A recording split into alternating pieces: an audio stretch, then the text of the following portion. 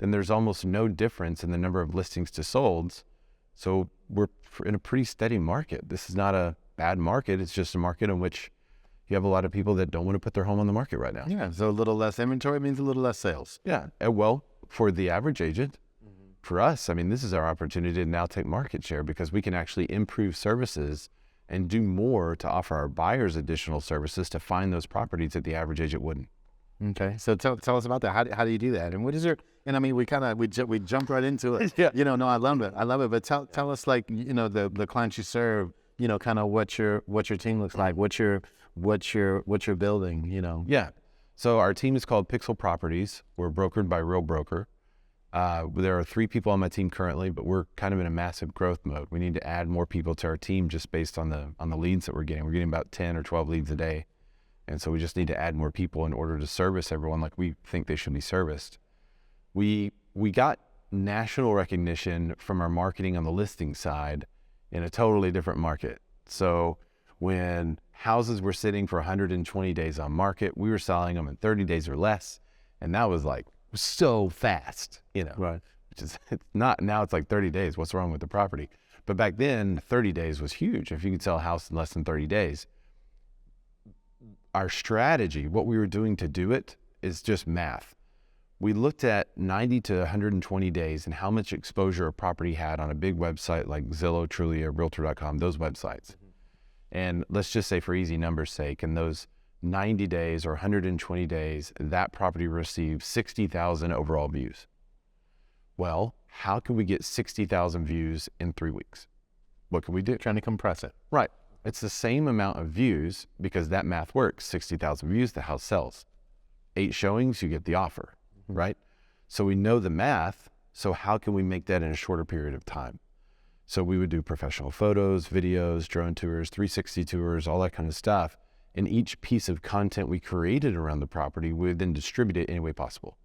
So if there is a social network, we were testing it out to see if we could get the views because it was all about getting the 60,000 views in that time period. And I heard you know how to make a video or two. Yeah, we do some videos. Okay. Yeah, that also happened by necessity.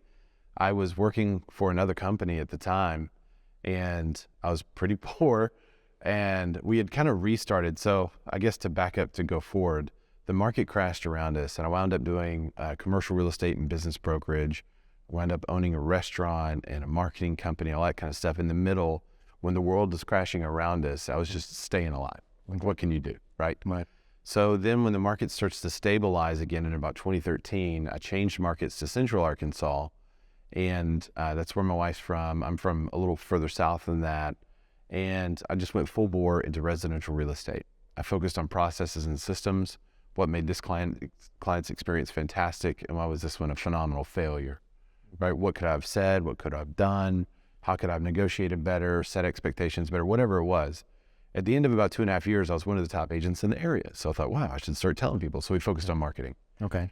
The marketing is kind of what started to put us in a national spotlight because I was at this other agency. I didn't have any of my own listings. I was going to do 2 open houses, one on Saturday, one on Sunday. I was going out to shoot the video for the open house. And by video, I mean, like, it was on my cell phone. I was just going to do that. And like, I didn't know what I was doing. I was Trying to figure it out. Yeah, I was using iMovie and an iPhone 4 or 3. And I got word that one of the houses just sold, so they didn't want to hold the home open anymore. So I was like, all right. So I was headed over to the second house. The other agent calls me and says, hey, that just sold. They don't want to do the open house anymore.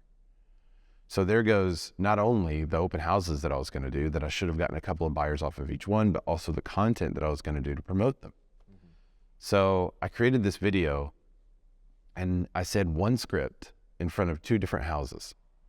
And the basic script was, don't wait on the open house.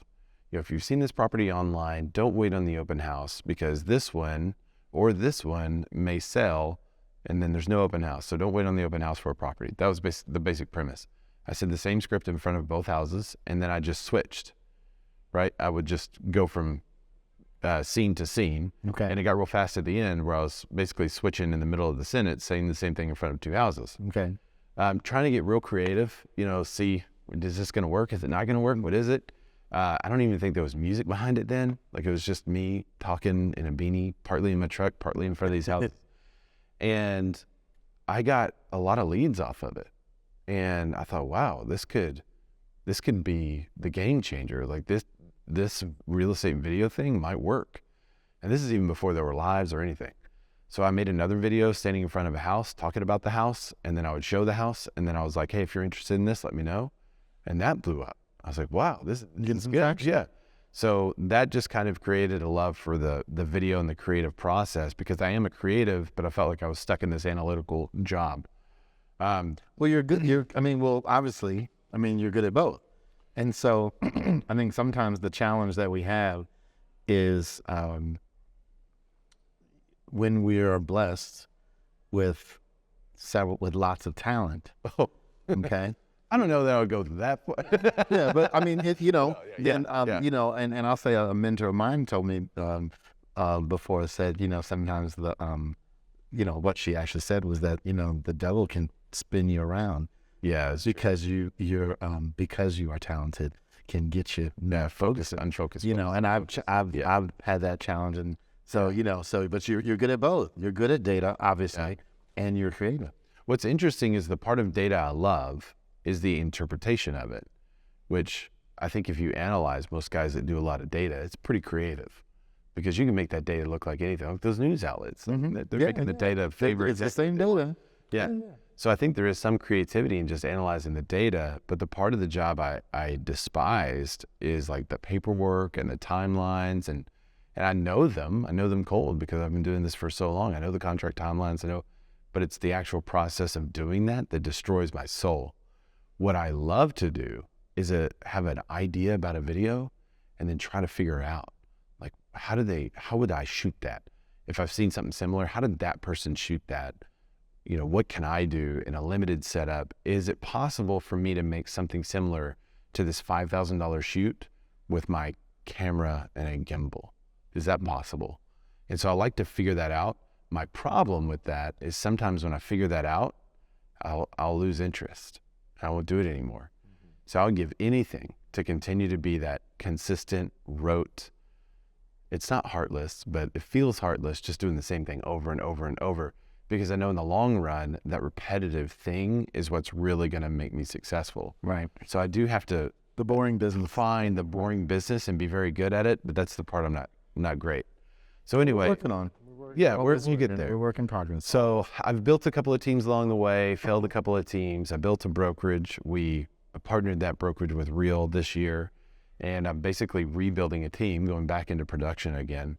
And I feel like this time, 16 years into it, I actually have some of the leadership skills I need, not only to make me more successful than I could possibly be on my own, but to also make my team more successful than they could possibly be on their own.